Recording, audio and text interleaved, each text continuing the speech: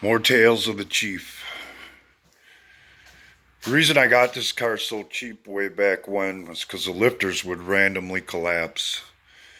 And when they went down, it'd sound like 16 midgets and with hammers in there beating on the side of the block.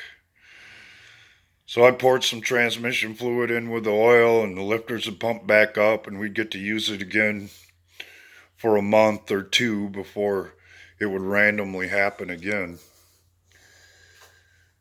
But I let the ex drive it back and forth to work because at the time it was about the most reliable vehicle we had.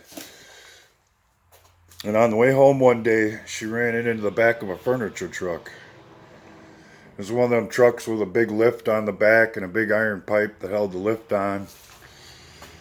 And she caught it in the back where the pipe was, took out, this whole part of the header panel and the headlight, pushed the fender halfway back over the tire.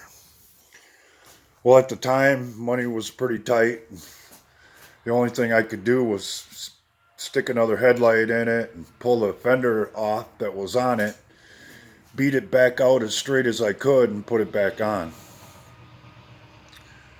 Well, some years later, when we went back down there, actually the same trip when the damn thing caught on fire, I stopped by a local junkyard to see if I could find a fender.